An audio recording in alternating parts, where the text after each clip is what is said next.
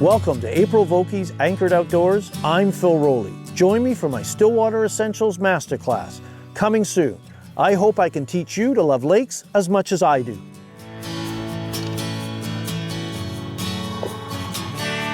When we're fly fishing lakes, we don't have any appreciable current like our river and stream colleagues do. So we have to induce a take by how we move the fly through the water using our retrieves. Now, a retrieve has four common elements to it: the length of the pull, the speed of the pull, the cadence or tempo of the retrieve itself, and arguably the most important aspect, the pause. Because when your fly pauses, that fish has the predatory advantage to pounce and jump on your fly and take it. When I'm fishing lakes, I use four primary retrieves: a hand twist, a pinch strip, a strip retrieve, and the roly-poly. Let me show you them. With any stillwater retrieve, rod position is important. When we're using floating lines, we want to keep our rod tip about 1 to 3 inches off the water. With sinking lines, we want to stab the rod tip to the first or second guide. And the reason for this is we want to have close or tight contact with our flies. So as soon as we sense or recognize a take, we lift the rod sharply to set the hook. With a floating line or with a strip retrieve, we just keep stripping and strip strike the fly into the fish's mouth. So let me introduce you to probably the cornerstone retrieve of stillwater fly fishing, and that's the hand twist, the figure eight, or the hand weave retrieve. Those names are all typically the same for the same retrieve. So with our rod tip pointed down at the surface or for a sinking line into the water, I've got my thumb and forefinger holding the line. You can pinch it against your rod, thumb and forefinger. I'm going to grab the line, open my hand, twist or pull using my pinky, release and repeat, just like that. So that is the hand twist. Now, there's lots of variables with this retrieve because I can integrate different fingers. So I'm using my pinky finger, my ring finger, my middle finger, and I can alternate between them if I want. So I can vary the length of the pull, the speed of the pull with this retrieve. And the beauty of the hand twist is it's a busy retrieve. It gives a herky-jerky, natural, erratic look to your fly, but you're not retrieving it too fast. Remember, you don't want to retrieve fast generally in still waters. You want to use slow, natural retrieves to imitate the natural food sources trout prey upon, and a hand twist retrieve is the best retrieve, I think, for doing that. Sometimes, when you're first trying to learn the hand twist, getting the finger motions coordinated can be a little difficult. There's an alternative, because the hand twist is my favorite retrieve when I'm moving flies extremely slowly through the water.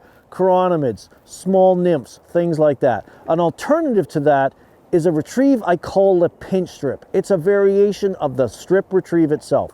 What I do, rod tip at the surface, I come up, I touch my retrieve hand to my rod hand, and I literally come up, pinch the line with my thumb and forefinger, pull.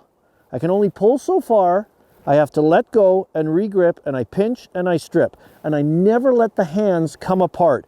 The hands together governs the pace of the retrieve, allowing you to move your flies slowly. If your hands come apart, there's always a risk that you'll start stripping too long, too fast, and that'll be unnatural for the presentation. So the pinch strip is a great alternative to the hand twist. Most fly fishers are familiar with the strip retrieve. It's a common retrieve, whether you're a saltwater fly fisher, you're fishing streamers on rivers. We also use it in lakes. And it's literally, as the name would imply, you literally pull or strip the line in. And you can use long strips, short choppy strips, medium-sized strips. You can vary it up, but literally from behind the rod hand, you're just pulling or stripping the line in. So you can move the flies slowly. You can move them fast, you can move them choppy and erratic. Lots of different variations. The only drawback to the strip retrieve is if you're trying to fish flies slowly, the natural inclination is to move them too fast. There are times when a turbocharged, super fast retrieve is the ticket for catching fish. And this is because we're not really getting a feeding response from the fish, we're triggering an aggressive response to a fast-moving fly. Now, you can use a strip retrieve to move the fly fast, but if you really want to turbocharge a fly, you use the roly-poly. So we take the rod under our armpit, rod tip down, and using our hands behind the stripping guide, just hand over hand, bring that fly back. We can go slowly, We can go fast. This is a great retrieve in cold weather because your hands aren't touching a wet line as much, and we just chug it back like this as fast as we can. If a fish takes the fly, it pulls, you're pulling, the hook is set, and the fight is on. So if you want to turbocharge your retrieves, think about the roly-poly. No matter what retrieve you're using, one of the most important things you can do to add to your catch rate is incorporate the hang. The hang is a slow rod raise right near the end of the retrieve to induce any following fish to take your fly. Why does the fish take the fly on the hang? There's two reasons. First of all, you could be, as you raise the rod, you literally bring the fly through the zone the fish are in. They see it, they attack it. The other reason is the fish has been following the fly for a while.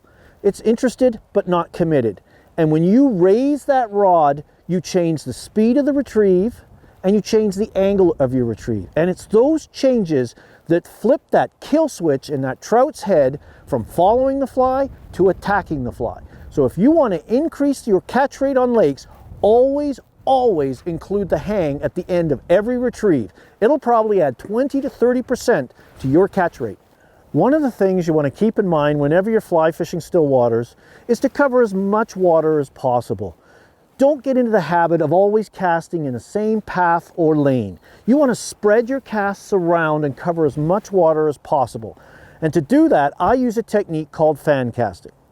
So if I was to take the stern of the boat as being 9 o'clock and the bow of the boat being 3 o'clock, I'm going to try on every cast to present my fly at a different hour.